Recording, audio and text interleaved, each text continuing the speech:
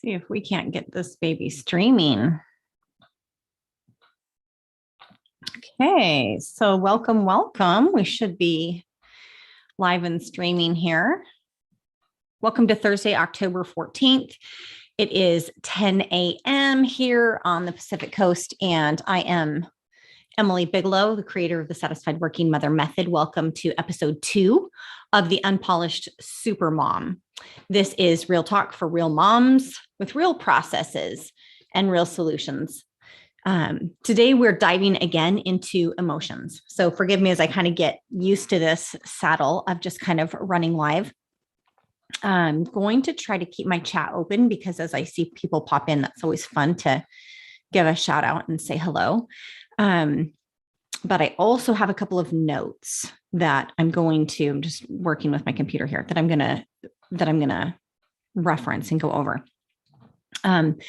Last week, or part 1, if you haven't seen that, you can always go back and catch the recording. Those are on YouTube. And then I'm also sharing them to my Facebook page, which is Emily Bigelow, Holistic Health Coach. So last week we dove into why emotions were important. We talked specifically about stress and frustration, and that might be something that you choose to go back over. In this lesson, we're going to talk about the language of emotions, because most of us don't have emotional intelligence or emotional IQ, or we don't know what emotions feel like in our body. We just haven't taken time. We know when we're mad. We know when we're sad. We know depression, some of those, but there's a lot of names to emotions, and they actually have a message to share with us. And when we can process them in a way that helps us realize that these emotions are here to help us to move into a better feeling place, learning their language is critical, because as we talked about last week, a lot of families process emotions differently. And maybe the way that your family process was like kind of not talk about things or sweep things under the rug. Some families, it was a blow up. I mean, everything looked differently. Maybe it was that you were sent off to your room, to process and work through things by yourself, which isn't the way that it has to be, right? But a lot of times as human beings, we shut down someone else who is having a very emotional piece of a conversation because we don't have the capacity. We don't know how to handle that. We don't know how to, are we supposed to make it feel better? What are we supposed to do? And so you can learn to process differently than your family if that's something you choose and if that's something that you need be. My passion is here to share this information with you. We are just handling things on this planet that have never come up before. And this is bubbling up in all aspects of our society, including the effects on our children. And my passion is to help the mamas so the mamas can then be better for the babies, to teach the next generation of children so that all of these things as they come up can be handled in a more holistic, healthy way. So I do that through the Satisfied Working Mother Method. And what I'm sharing today is a piece of the Satisfied Working Mother Method. There's 3 pillars. This I'm working through is off of the pillar that I call mastering the cult of perfection, the paralysis of perfection. And it's specifically the element of the emotions. So we dive deeper in the Satisfied Working Mother Method, as also we do in Satisfied Supermom Academy, which is my membership that we have this conversation, whiteboard sessions and all the things. So I'm going to try to keep this short a little bit today because I realize that I'm going to try to keep it short, but try to just give you enough. Emotions are critical because there's this line in between action and reaction, and that's your ability to respond. And so when things come at you, you can be in a better emotional feeling place, because you're not going to have a crappy life. And then boom, something's going to happen and it's all of a sudden going to be better, right? Like it's the process. You can't have a happy ending to an unhappy journey. And because we can't change what we don't acknowledge as emotions come up, we need to learn what they actually feel like in our body. They have different feelings. And when we learn their message, when we learn what they are here to teach, when those emotions come up, or maybe it's to warn us about, emotions are the language of the soul. And that's critical. Emotions are the language of the soul. It's critical because that piece of you is here to help you have this amazing journey. So we don't have emotional literacy. Today, I'm going to take information primarily out of this book, The Language of Emotions. And Carla McLaren wrote this book. And also, I highly recommend the Audible version. I like it in a tactile form. And then I like the Audible because she walks you through processes that are really important about grounding your emotions, like grounding in and then letting the emotion come up. It's hard. It's a hard process to do if you're reading because there are audible instructions. Most of us only feel the emotions or the feelings when they come up. And then at that time, we're in a situation and then we're flying off the handle or we're reacting or we're responding or we're doing, and we don't call up these emotions otherwise to learn the way that they feel in our body and the message that they carry. So I might give a little pause today so that you can maybe feel some of these emotions as they come up. But like most of us are walking around with very little emotional intelligence. We know that anger, we know sadness, we know depression, we know resentment, jealousy, we know some of these bases, but like there's a lot more emotions out there. And we're just going to name a few today. Next week, I'm going to share with you ways to process emotions, because remember, we talked about it. Emotions are like the minerals in the beautiful lake of our life. They are what create a magnificent lake, a magnificent life. And they need to come in, they need to process, they need to leave what they need to leave, and then they need to move on. And we need to process emotions and not sweep them under the rug so that they then become tripping hazards for ourselves and for future generations, because feelings buried alive never die. And we can carry on beliefs to the next generations, which is just the way that it works, right? Like a belief is just a thought that you continue to think. And it's natural that you would continue to think that if someone else thought it and they lived it and you saw that. And so then you thought it and then you lived it, and then we're off and run into the races, right? So I'm just going to name some emotions here, and then I'm going to deep dive a little bit into some of their gifts. But there are many more names of emotions than what we give heed to. So for example, fear, grief, depression, despair, powerlessness, insecurity, guilt, unworthiness, jealousy, hatred, rage, revenge, anger, discouragement. I'm starting at the bottom. This is called an emotional scale. So I'm starting at the bottom. These are negative emotions. We're moving to the top. Anger, discouragement, blame, worry, doubt, disappointment, overwhelmment, frustration, irritation, impatience, pessimism. Remember last week I talked about frustration is not an emotion. You need to name it. There's an expectation behind frustration. So what is that expectation?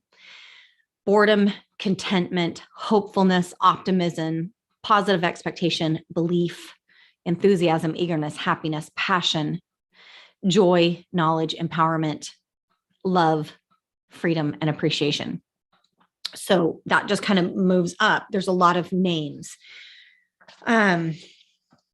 So today the intent is to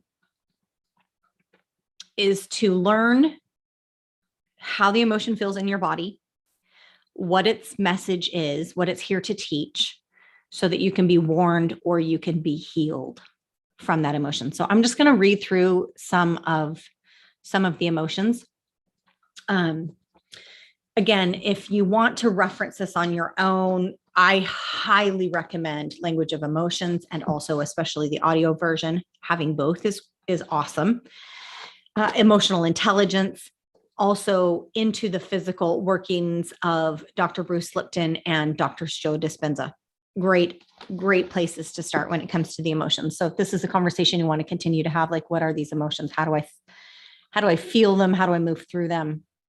We'll continue next week with processing, but I'm going to read a couple of things from this book. Like, I'm literally going to go from this book. Isn't it funny that flowing fear makes us focused and intuitive? I want you to think about fear and that time when you've had intense fear, or you are maybe, say you're like in a dark alley and that fear comes up. What happens? Boom. All of a sudden you're focused and you're intuitive. While sadness, think about a time when sadness has kind of come up. Sadness grounds us. And anger and shame set boundaries. Think about anger and think about shame and the way that they set those boundaries. Great instincts live just beneath. Actually, let me back up just a second. When you understand emotions empathetically, your emotions and the emotions of others won't threaten or destabilize you. They won't threaten or destabilize you. If you meet with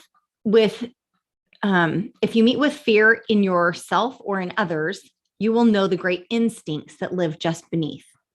If you come up against anger, shame, or jealousy, you will know the honorable restoration of boundaries is close at hand.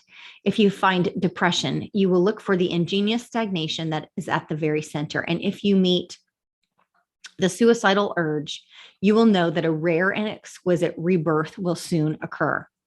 You will be able to welcome even the most unsettling emotions and channel the necessary messages in useful ways. So that's my goal here today, is just to give name to some of the emotions, and hopefully you'll take a minute to feel them or reference a time when you have felt them and be able to understand the gifts and some internal questions that you can ask yourself when these emotions come up. So I'm going to reference a couple of notes that I have, and then I'm going to kind of pop back in to the book. So fear, we talked about. Fear is intuition and action. And the gift of fear, so think of that time and something scary that kind of comes up or that happens. The gift is intuition, like dropping in, like what do you need to listen to? What do you need to move on? What don't you need to move on? Focus, clarity, attentiveness, readiness, and vigor. And the internal question to ask yourself when fear comes up, so when fear rises up, right? Whether you're thinking of fear of the future, something happening forward, 5, 10 years, 3 years, what the fear is, what action should be taken? So those are questions that you can ask yourself around fear. Think about a time when you have had grief, come up. And I'm going to scoot my little thing over here just so I can see if there's any pop-ins live or anybody hopping in. I will get it to where I can stream this on Facebook too. I think I'm going to need to pick up another program that can stream multiple sources at once. So grief, think about a time when grief has come up. Grief is the deep river of the soul. And the gift of grief is complete immersion in the river of the soul, like that deep, like you have to really kind of get in and feel that. And so the question to grief is, what must be mourned and what needs to be released completely? So what needs to be mourned and what needs to be released? And these are powerful questions when you have the opportunity to have this come up and you're able to go, ooh, what needs to be released? What do I need to release? What am I holding on to? Depression, different from grief, right? Depression is focusing on situational depression. Okay. The gift is, it's a brilliant stop sign of the soul. It gives you this, everything stops. And the internal question to ask yourself is, where has my energy gone? And why was it sent away? You have not a lot of energy to do a ton of things. You just don't feel like doing a ton of things. So where's my energy gone? Why was it sent away? Now, I will tell you that you can also look at Carla's website. Just you can Google the language of emotions and you'll hit her website. There's some great work there. This book also breaks down, besides just the gifts and the internal questions, it breaks down signs of obstruction. So the way that you can tell if this emotion is being blocked, and also a practice. So actually something to take and do when you're feeling the emotion. So this is a great resource. So for example, with depression, the practice, the questions that I asked is, where's my energy gone and why was it sent away? The practice is, listen closely. There is always a good reason for energy and flow to vacate your psyche, whether it's related to health, brain chemistry, injustice, relationships, career, or old drama. You should not attempt to move forward until you understand the intelligence inherent in your depression. So it's processing through and healing what's coming up. Sadness. Sadness is the next one. It also includes despair and despondency. So those are sadness. The gifts of sadness are, so think about a time when you've had sadness come up. The gift is release, fluidity, grounding, relaxation, and revitalization. So some emotions are going to make us feel heavy. And for those of you that do essential oils, then what you want to do is use the oils that are light in their ketones. So they're airy. Those are your florals and your citrus. They're light and airy. When you feel heavy, you need light. And then opposite is when you feel fluttered, fleety, you feel too light, you need to be pulled, stabilized a little bit, because sometimes our brain can be fluttery. Then we need the grounding. And so think of those oils or those things that would be grounding. What has roots in the earth? A lot of your tree oils are going to have roots in the earth. So just a pro tip there for those of you who love essential oils the way I do. Okay. So sadness, the internal question, what needs to be released? What needs to be rejuvenated?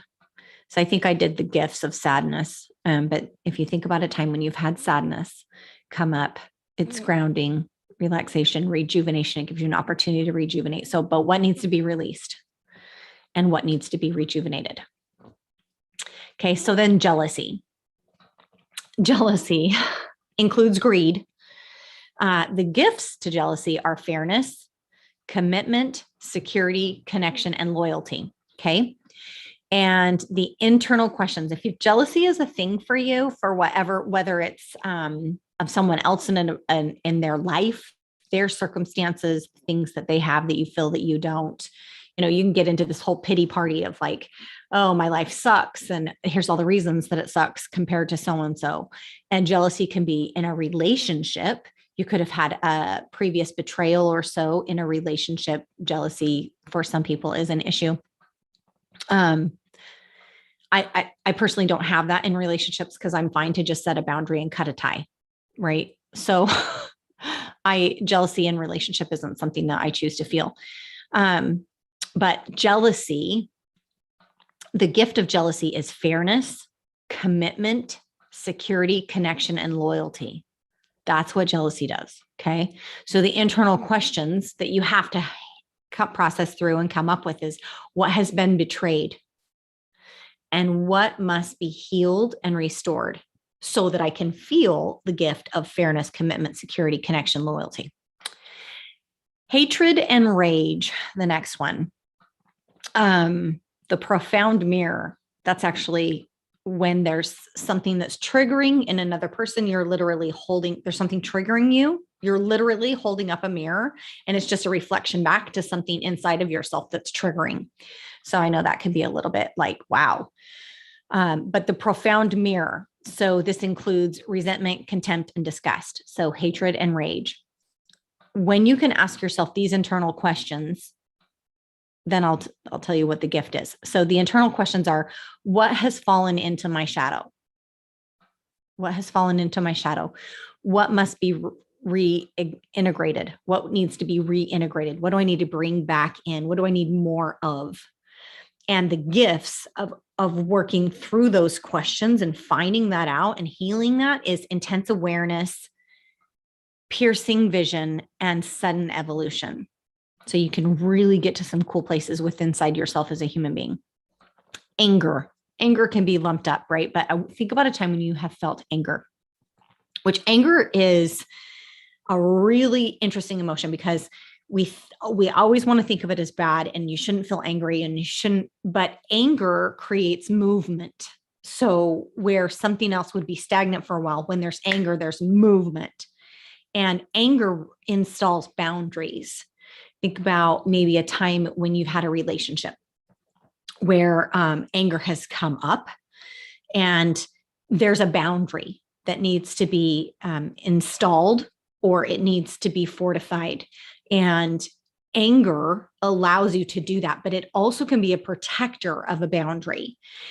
in a circumstance or a situation where maybe there was, there's a breakup or there's something involved in that relationship, anger comes up, but it protects you and also keeps you safe during your sadness. So you can be sad and angry at the same time. You can have multiple, because anger isn't the derogatory that we have maybe looked at it with. It's people's reaction, their ability to respond. Remember, there's an action and your response, your ability to respond, action and reaction, and your ability to respond. People respond incorrectly when it comes to anger. And that's why it's gotten a bad rap. So the internal questions when anger comes up, when you feel yourself angry about something, is what needs to be protected and what needs to be restored. What must be protected? What must be restored? If you can ask yourself those questions, if you can get through the processing of that emotion, the gift of anger is honor, conviction, proper boundaries, protection of yourself and others, also healthy detachment. So anger can be quite a gift. Boredom and apathy. Okay, so this is a little bit interesting, but boredom and apathy are the mask for anger. You could be bored in a relationship and, it's the mask for anger. The internal questions when you're feeling bored or apathy, and not just like I'm sitting around the house and I'm bored or blah, blah, blah, but like you can take boredom into like a relationship piece or, I just feel about it. Okay. So here's the internal questions. What is being avoided? And what needs to be made conscious? What do I need to bring up? Like what am I avoiding? What needs to be brought up? Because the gift of boredom and apathy are detachment, boundary setting, separation, and taking a time out provides that opportunity for that. Contentment. We're moving into some more positive emotions. You can kind of feel that. The internal statement is a positive one, is thank you for renewing my faith in myself. So the gifts of contentment, when you feel that contentment in your life, this is enjoyment. This is satisfaction. That keyword satisfaction, like that's just a steady, grounded, anchored in goodness feeling. Self-esteem, renewal, fulfillment, contentment, satisfaction. That's what I like to think of it as. And that's possible regardless of situations and circumstances to feel satisfaction. Hence the name, the Satisfied Working Mother Method. So thank yourself when you have those kind of feelings come up. And thank you for renewing faith in myself is the internal statement that goes along with that. Joy. Okay, so we've moved up a little bit, and then I'm going to go to the book and I'm going to read a couple out of the book as well that aren't in my notes. So joy. The internal statement is another one of gratitude or appreciation is a better word for myself personally. I like appreciation. So it's appreciation for self. Thank you for this radiant moment. When you feel good and you acknowledge, like, thank you for this amazing moment, like you get more, you get what you think about, whether you want it or not. So if you're thinking about the good, appreciating the good, the word itself, appreciate, what happens when your money appreciates? It becomes more. So if we appreciate, we get more of the good, right? So thank you for this radiant moment. The gifts of joy are expansion, communion, inspiration, splendor, radiance, bliss. Lots of good stuff come when we get kind of to the top of that emotional scale. So I'm going to go back down for just a second and I'm going to hit on a couple. I'm going to go back down the emotional scale to maybe some of the negatives, but okay. So confusion is the mask of fear. So if you have confusion coming up in your life, you are confused around maybe the next steps, whether that is financially, whether it's a career, whether it's a relationship, there feels like there's some confusion. Here's the internal question. What is my intention? What is my intention? What action should be taken? Because when you can get through those questions and you can say, okay, what's my intention and what action should be taken? Then you have this, the gifts of confusion are diffused awareness, innocence, taking a time out, malleability, just that opportunity to clarify, right? The opposite of confusion is focus. And I believe that everything that we accomplish in our life is when we're focused.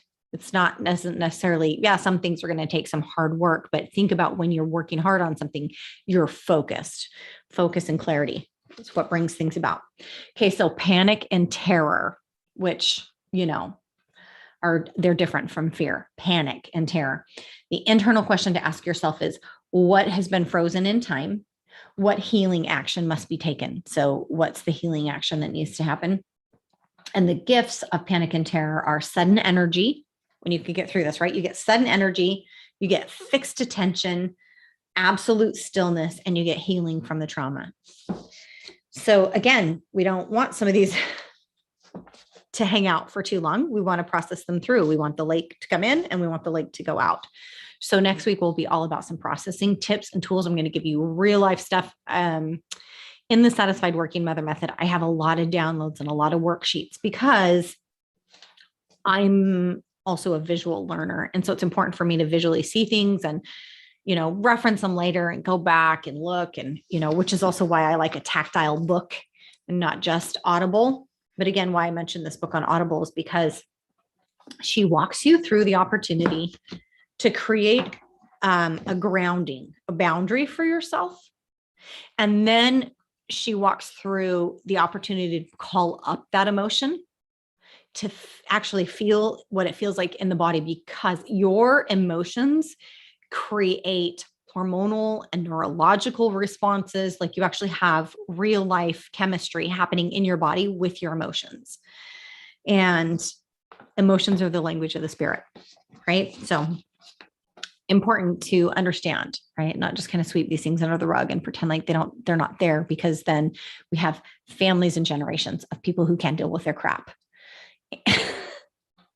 And it doesn't go away. Then it's just this big friggin' tripping hazard under the rug and everybody's falling all over it. It just doesn't work. You got to process these things. You can't change what you don't acknowledge. So we're going to acknowledge the emotions, change them. Okay. So suicidal urges. Now this is really important. So the internal questions to ask are, what idea or behavior must end now? What idea or behavior must end now? What can no longer be tolerated in my soul? So what's brought it to that point? The gift is certainty, resolve, liberty, transformation, and rebirth. This is on the positive end of processing these emotions. Okay. Now I'm just going to read part of the practice on this because this is important, especially on the planet right now with some of the things that we have happening with like suicidal rates and things like that. So let me just speak this. Use your skills to burn your contracts. Remember how I said we're walking around giving people scripts? This is how you show up. This is your part. This is what you do. This is how I want you to act. I want to like rip up the scripts, rip up the contracts, renegotiate some things. Okay. Use your skills to burn your contracts and create sacred ceremonial death for that which torments you. If you honor and attend your suicidal urges in a grounded, empathetic way, they will stand up for your lost dreams and clear away everything inside of you that threatens them. Channeling suicidal urges will, in essence, give you a new life. It will give you your own life back. However, if you are in crisis, please seek help immediately. So, happiness. So a little more fleeting, a little more airy, a little more than satisfaction and contentment. Happiness. The internal statement, thank you for this lively celebration. So again, when you feel that good come up, acknowledge it. Appreciate it so it appreciates, so it grows. Lack of belief. Those are obstruction. Internal statement. Thank you for this lively celebration, and the gifts of happiness are merriment, gaiety, hope, delight, wonder, playfulness, and invigoration. I think it's wise to note when you're feeling happiness in your life and start paying attention to who's around you and what's happening, and intentionally, consciously recreate some of that. Oftentimes, when you pay attention to the things that make you laugh, why am I laughing? Why is this happy? Why does this moment feel good? Who's here? What's happening? Like all those things, you can also recreate more of that. So I'm going to tie in one last little bit in here with this. Um, because this is a piece that I feel like is really important. I've said several times, Feelings Buried Alive Never Die. That's a book. But also the tissue will tell the issue. The tissue in your body will tell the issue. And the body will weep the tears that the eyes refuse to shed. The body weeps the tears that the eyes refuse to shed. So these things, if they're not handled, will manifest in ways in the body, right? In disease, dis-ease, sickness, kind of some of those things. You can look at the work of Louise Hay to drill down on some of those specific things. There's always an emotional component that goes along. So for instance, if you're experiencing a gnawing stomachache, a sore neck, tight or clumsy muscles, powerful food cravings, or any other physical sensations, you can ask your body what these sensations mean for you. You can work with your body instead of running from your discomfort. You can also connect with your emotions. If you are afraid, you can ask yourself what you sense, what actions you need to take. If you're angry, too many things are getting under your skin. There's a reason we have all these things. You can fire up your boundaries and complain consciously. That's a way of processing emotions, conscious complaining. It's amazing, right? Because most people are just walking around complaining all the time. And if you learn how to consciously complain, like you're going to complain, but it's just going to be like in a controlled environment, really. You can consciously complain like there's tomorrow. If you feel like crying, you can cry. If you're full of anxieties and confusions, you can question your intentions and you can relieve your ambiguity. If you're crushed by unmoving despair, you can ask what must be released so that you can be rejuvenated. If you are depressed, you can ask, where has my energy gone? If you're exhausted, you can take a hot bath and get some sleep. No matter what you feel, you can use your skills to work through the deep and often painful issues that situations can always uncover. So what knowing this does, this emotional intelligence, having an emotional IQ, which most people are not even, it's just not even something that they've ever maybe looked at in their life. They just feel what comes up and fly off the handle, and right. It allows you to have better reactions to the situations that come up. It allows you to teach your children how to process their emotions. You can literally help them work up the emotional scale. And when we have a society that is able to name, not blame or shame because of emotions, we help everything from depression, anxiety, suicide rates to confidence and the success of our children, because our emotions are everything. Emotions are the language of the soul. So we can choose in every moment, and then in every moment, we can also choose again. So it can be this constant choice of up leveling and learning to grow. So I don't know if you would rather be that frazzled, fried, like super mom, super dad who flies off the handle, or if you would rather be the working super mom who has all the tools and the processes to understand the emotions and know how to handle them when they come up and when they come up to help others. And so that's exactly what I'm here to do. I feel like this is a really important piece to my existence, my mission, my existence on the planet at this time is to help with processing some of these emotions and some of these things. And so that's exactly what I'm here to do, is to help with some of those things and to process and handle these messengers. So this is just a piece of the conversation that's happening within my world, and the Unpolished Supermom, of course, is just the live version of that, right? It's just this live version of things that are happening. So that is what I have for you today for the Unpolished Supermom. Sorry, I've got to just close out a couple of things here, like trying to access at my computer. That's what I have for you today for episode 2, part 2, I guess, of emotions and learning their language. So over the next week or so, until I am back, I'll be back again next Thursday to do this again.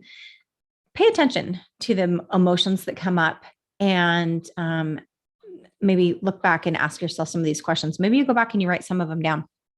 If you're part of the Satisfied Working Mother method, then you have access to all of the downloads and you don't have to write things down because everything's done for you because I'm a visual learner and that's a really important piece.